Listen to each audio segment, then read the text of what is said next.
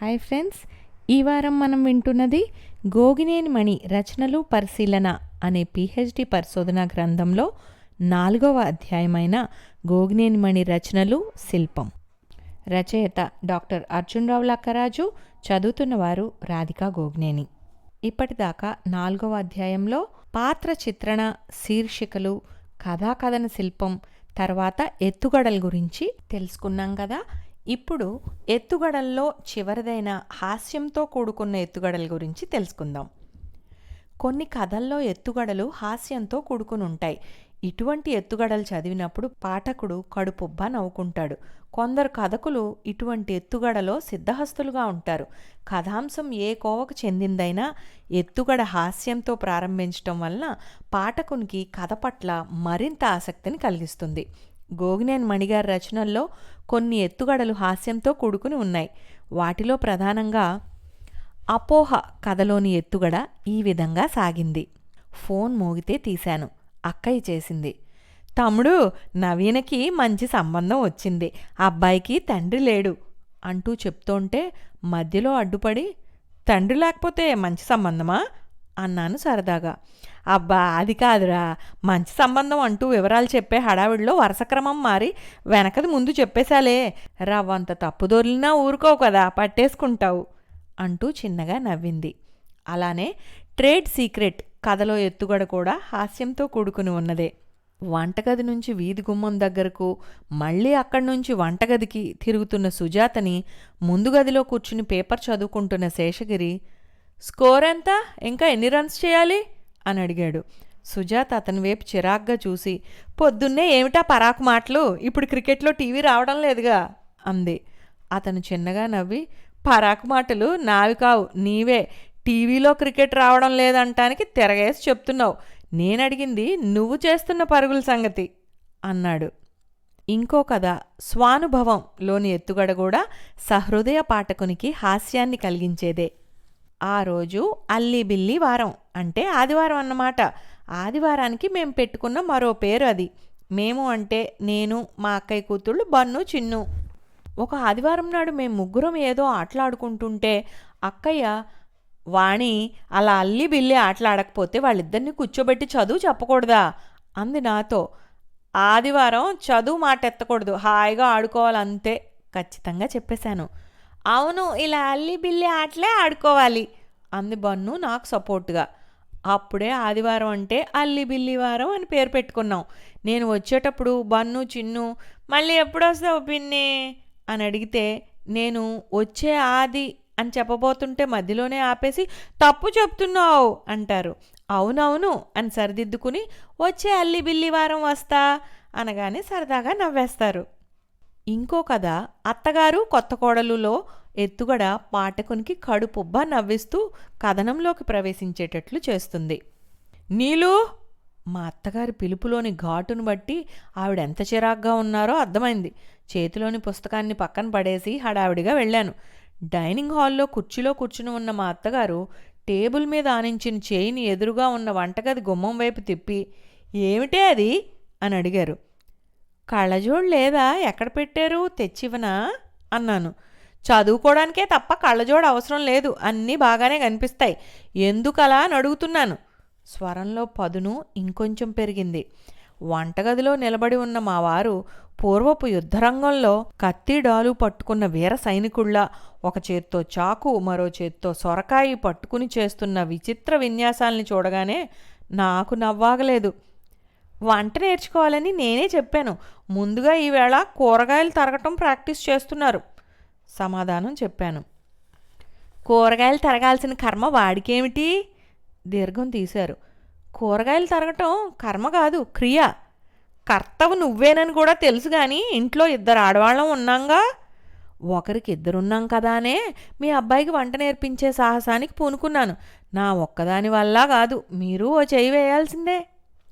ఇలా హాస్యపు ఎత్తుగడలు సాగుతాయి. తర్వాత శిల్పంలో చివరిదైన నడక గురించి తెలుసుకుందాం. ఎత్తుగడ నుండి ముగింపు వరకు కథ సాగే పద్ధతి నడక. ఇది సూటిగా ఉండవచ్చు, కథలో ఎన్నో మలుపులు తిరగవచ్చు. దేశ కాలాల్లో ఒక నిర్దిష్ట బిందువు దగ్గర బయలుదేరి పురోగమించవచ్చు, తిరోగమించవచ్చు. ఒక్కొక్కప్పుడు 2 రకాల గమనాలు చూపించవచ్చు. గోగినేని మణిగారు తన రచనల్లో ఒక్కో కథలో ఒక్కో విధమైన మలుపును తిప్పారు. ఈ కథలను చదువుతున్నంతసేపు సహృదయ పాఠకుడు తదేక ధ్యానంతో చదివే రీతిలో తీర్చిదిద్దారు. పాఠకుడి మనస్సు మరల్చకుండా చేసిందే ఉత్తమ కథాగమనం అవుతుంది. అటువంటి కథలెన్నో రచయిత్రి కలం నుంచి జాలువారాయి. వాటిలో ప్రధానమైన వాటిని కొన్నింటిని పరిశీలిద్దాం. తొలిచూపు కథలో కథానాయకుడు రఘు తల్లిదండ్రులు నిశ్చయించిన అమ్మాయి నీరజను చూడటానికి వెళ్తాడు. అక్కడి నుండి వచ్చిన తర్వాత ఆ అమ్మాయిని కాదని ఆ ఊర్లోనే వేరే అమ్మాయిని చూసి ఇష్టపడ్డానని చెప్తాడు. అందంలోనూ ఆస్తిలోనూ తల్లిదండ్రులు నిశ్చయించిన అమ్మాయి కంటే తక్కువే. అయినా ఎందుకు ఇష్టపడుతున్నాడో కారణం తెలియక సతమతమవుతుంది తల్లి. పాఠకునిలో కూడా ఉత్కంఠను కలిగిస్తూ ఈ కథ యొక్క నడక సాగింది. అలానే మమతల హారం కథలో నడక కూడా ఎంతో ఆదర్శవంతంగా సందేశాత్మకంగా సాగింది. సుమ తల్లికి సుమ అమ్మమ్మ చేయించిన 9 పేటల చంద్రహారం తయారీ వెనుక చాలా పెద్ద కథ ఉంటుంది. తన తల్లిని గుర్తు చేస్తుందని, ఆ ఇంట్లో 2 తరాల ఆడపిల్లల పెళ్లి చూపులకు అచ్చొచ్చిందని, అదంటే సుమ తల్లికి అపరిమితమైన అనుబంధం. సుమ భర్త అశోక్ డబ్బు లేక స్కూటర్ కొనడాన్నే వాయిదా వేస్తున్నాడని తెలిసి సుమ తల్లి మనుషులకే కాదు వస్తువులకి కాలపరిమితి ఉంటుంది అనుకుని అంత ప్రత్యేకమైన హారాన్ని అమ్మేసి డబ్బు పంపిస్తుంది. స్కూటర్ కొనుక్కున్నాక ఆ విషయం తెలిసిన అశోక్ అందుకు ఎంతగానో బాధపడి తన శక్తి మేరకు ఒక హారాన్ని చేయించి అత్తగారికిచ్చి, మేం అడక్కపోయినా మా అవసరం తెలుసుకుని మీ అమ్మగారి జ్ఞాపకంగా ఉన్న హారాన్ని అమ్మేశారు. ఆ జ్ఞాపకాలు అలాగే కొనసాగాలి అని అంటాడు. అప్పుడు అది ఆమెకు మామూలు హారంలా కాకుండా మమతల హారంలా కనిపిస్తుంది. సహృదయ పాఠకుడు చదువుతున్నంతసేపు కథలో లీనమయ్యేటట్లు ఆ కథ యొక్క నడక సాగింది. తర్వాత అమ్మా మన్నించవు కథలోని నడక కరుణరసాత్మకంగా సాగింది. కథలో ప్రధాన పాత్ర అన్నపూర్ణమ్మ తన కొడుకు కేశవరావు చదువు కోసం ఎంతో కష్టపడి త్యాగాలు చేసి ప్రయోజకుడిని చేస్తుంది.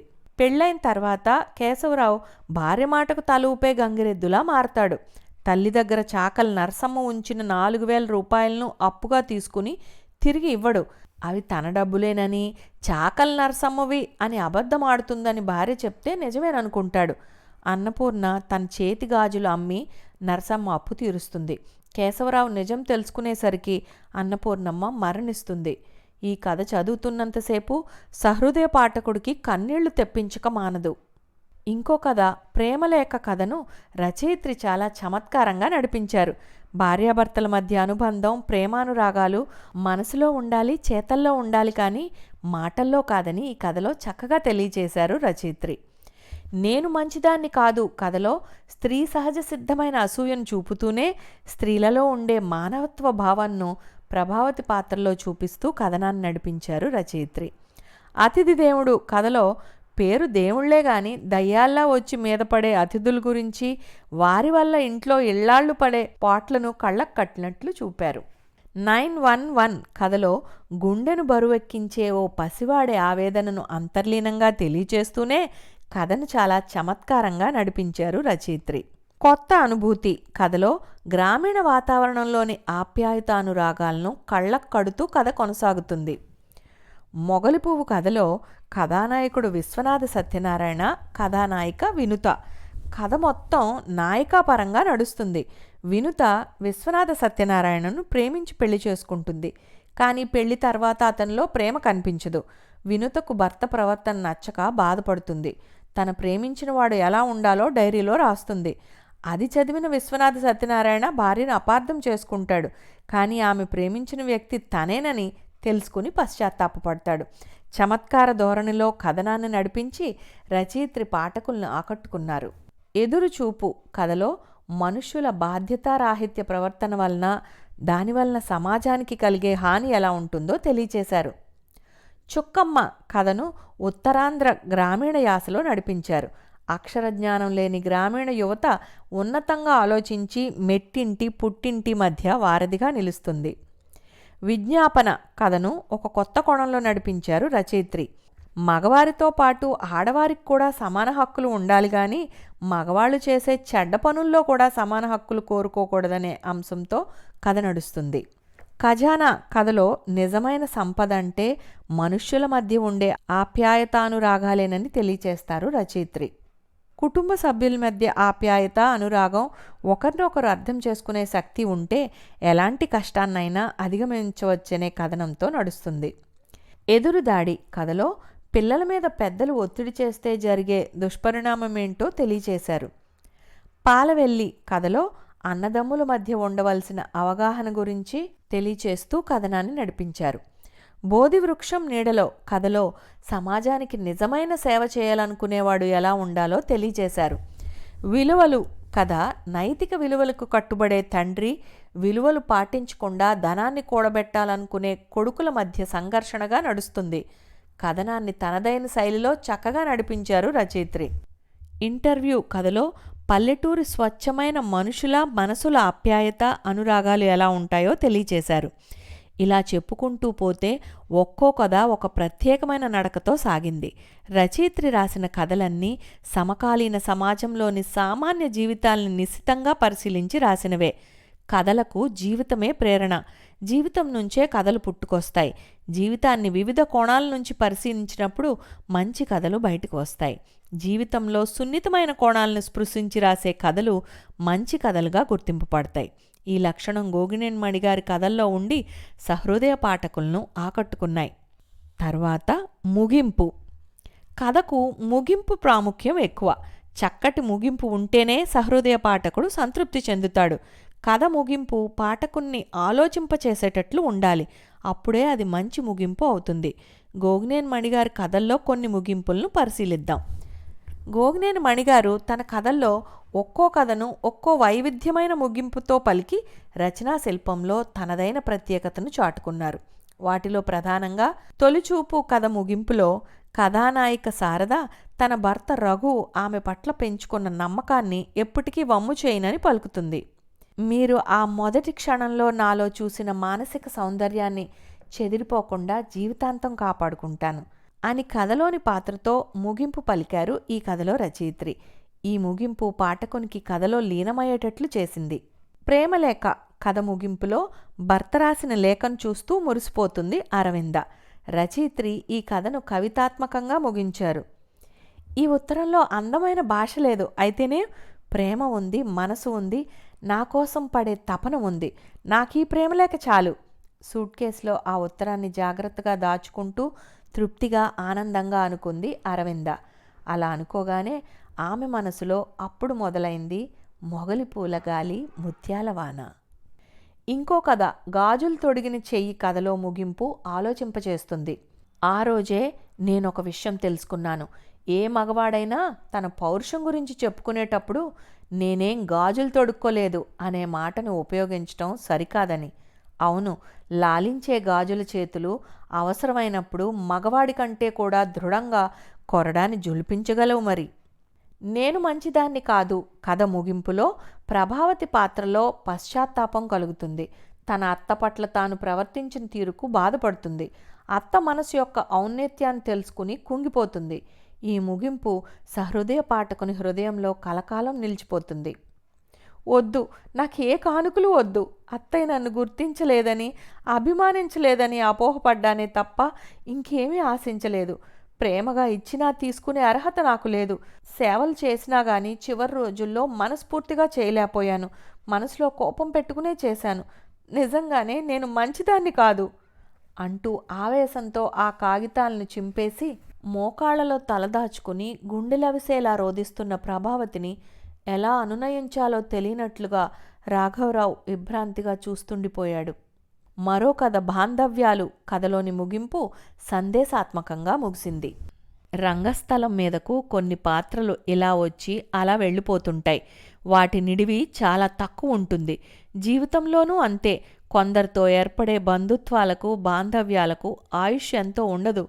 అలాంటి వాటి కోసం మదనపట్టం కంటే మర్చిపోగలగటమే ఉత్తమం.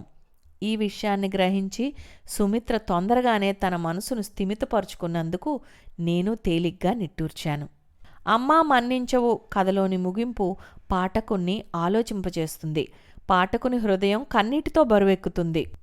తల్లి తీక్షణమైన చూపులోని ఆ ప్రశ్నలు వాడి బాణాలై గుండెకు గుచ్చుకోగా కేశవరావు తప్పు తెలుసుకుని విలవిల్లాడిపోయాడు. ఇంట్లో డబ్బు ఉంది, ఇప్పుడే నీకిస్తాను, రేపే నేను నీ చేతులకు గాజులు చేయిస్తాను, పొరపాటు జరిగిందమ్మా. ఆవేశంగా లేచాడు. చెక్క బీరువాను లాగిపడేసి సరితతో అన్నాడు, ఇది ఇక్కడ తీసిపడేయ్, ఈ ఇల్లు ఒక్కటిగానే ఉండాలి. కొడుకు మాటలకు అన్నపూర్ణమ్మ పెదవులపై చిరునవ్వు వెలిగింది. అవును, ఒక్కటిగానే ఉంటుంది. ప్రశాంతంగా నిద్రపోతున్న తల్లిని చూసి కేశవరావు కొయ్యబారిపోయాడు. చేతిలోని నోట్లు చెల్లా చెదురై అన్నపూర్ణమ్మ నిండా పరుచుకున్నాయి. అమ్మా అమ్మా, నన్ను మన్నించవు. అతని ఆక్రోశం ఆకాశం అంచుల్ని తాకుతోంది. ఇంకో కథ ఎన్నికలో, నాన్న, నీకు తగిన రాజకీయ వారసుణ్ణి అల్లుడిగా ఎన్నిక చేసావు నువ్వు, కానీ నా ఓటు సంతృప్తికరమైన జీవితానికే. అందుకే చంద్రం బావతో వెళ్తున్నాను.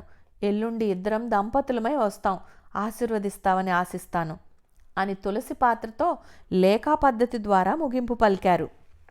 కొత్త అనుభూతి కథ ముగింపులో ఉత్తరాల యొక్క ప్రాధాన్యత గూర్చి నేటి తరానికి తెలియచేశారు. ఇలా ఎన్నో ఉత్తరాలు, ఎన్నెన్నో అనుభూతులు.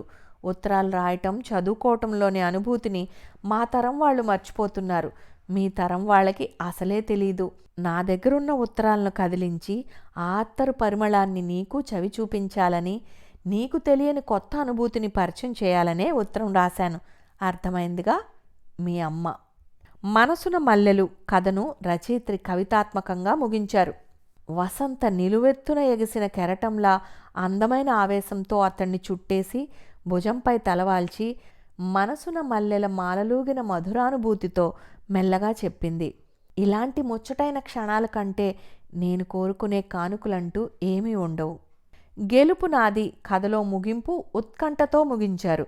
అవును, ఆ ఉత్తరంలో నవరత్నాలు అంటూ రాసావేమిటి? ఆరా తీసింది దుర్గాంబ. గీత కిలకిలా నవ్వేసి అక్కడి నుండి పారిపోయింది.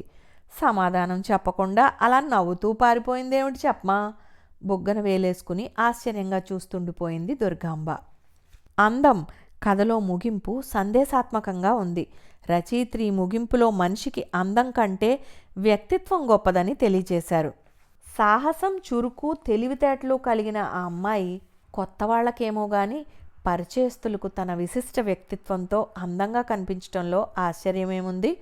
ఎక్కడో చదివిన ఓ వాక్యం నాకు గుర్తుకొచ్చింది. అందం స్వభావ లోపాన్ని పూరించలేదు, కానీ మంచి స్వభావం అందం లేని లోపాన్ని పూరిస్తుంది.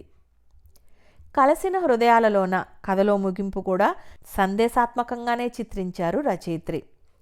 పిల్లలను ప్రేమించే తల్లిదండ్రులు అందరికీ ఉంటారు, కానీ అంతే ప్రేమగా, బాధ్యతగా స్పందించే పిల్లలు కొంతమంది అదృష్టవంతులైన తల్లిదండ్రులకే ఉంటారు. మేము అలాంటి అదృష్టవంతులమైనందుకు చాలా చాలా ఆనందంగా ఉంది. స్వానుభవం కథలోని ముగింపు కూడా సందేశాత్మకంగానే చిత్రించారు రచయిత్రి. తమకి ఇతరుల వలన జరిగిన అన్యాయానికి బాధపడతారే గాని తమ వల్ల ఇతరులకి జరిగిన అన్యాయాన్ని గుర్తించడానికి ఎవరూ ఇష్టపడరు. అలాంటి ఆలోచనే రాదు చాలామందికి. ఆ రోజు నేను చెప్పబోతుంటే నీకేం తెలుసని అక్కయ్య వినిపించుకోలేదు అసలు. ఇప్పుడు తన చేసిన పని ఎలాంటిదో గ్రహించగలిగింది. ఎవరికైనా స్వానుభవమే మంచి గురువు. తానొకటి తలిస్తే కథను ఉత్కంఠగా ముగించారు రచయిత్రి గోగినేని మణి. ఆలోచించండి అనే కథ చాలా బాగుంది సుందరమ్మ. ఈ కథలో కోడలు జానకి అత్తగారి గయ్యాళితనం వలన ఎలా మూగబాధ అనుభవించిందో చదువుతుంటే కళ్ళు చెమర్చాయి నిజంగా నాకు. మా కోడలు ఏదో చిన్న మాట అంటేనే మనం ఏదో ఆవిడ్ని హింసించేస్తున్నట్లుగా మొహం పెట్టేస్తుంది. ఈ కథను మా కోడలతో చదివిస్తే గాని నేను తన్ని ఎంత బాగా చూసుకుంటున్నానో, లోకంలో ఎంతెంత కష్టాలు పడేవాళ్ళు ఉన్నారో అప్పుడు కానీ తెలిసిరాదు అంటూ భాస్కరాంబ అంటున్న మాటలు చాటుగా వింటున్న కోడలు కమల షాక్ తగిలిన దానిలా బిగుసుకుపోయింది. ఇదేమిటి ఇలా జరిగింది? తానొకటి తలిస్తే అత్తగారు మరొకటి తలుస్తోందా అంటూ ముగించారు. అమ్మ కావాలి కథ ముగింపు సమాజంలోని సగటు తల్లిదండ్రులకు హెచ్చరికలా ఉంది. తల్లిదండ్రుల లాలంలో అపురూపంగా గడిచిపోవలసిన బంగారు బాల్యాన్ని హాస్టల్ గదికి తాకట్టు పెట్టడం నిజంగా నేరమే. ఈ విషయాన్నే చిట్టి తల్లి హాస్టల్ నుండి వచ్చేసి తన ప్రవర్తన ద్వారా తమకు చెప్పకనే చెప్పింది. 10 సంవత్సరాల లోపు పిల్లల్ని హాస్టల్లో చేర్చుకోకూడదనే నిబంధన ఉండాలసలు.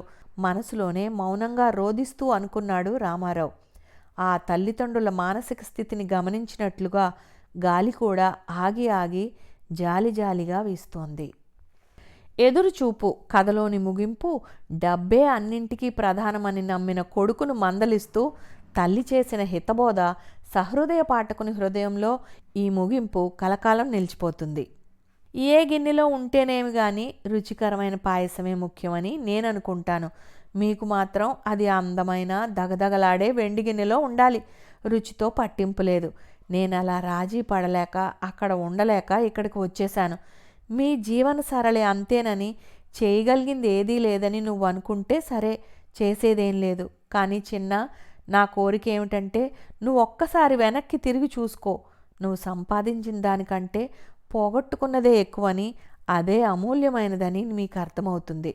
గతంలో నీ ఆలోచనలు ఎలా ఉండేవో గుర్తు చేసుకుని పగ్గాలు చేత పట్టుకుని నీ ఇంటిని అందమైన పూల తోటలా తీర్చిదిద్దే ప్రయత్నం మొదలు పెట్టాలనుకుంటే నువ్వు తప్పకుండా సాధిస్తావు.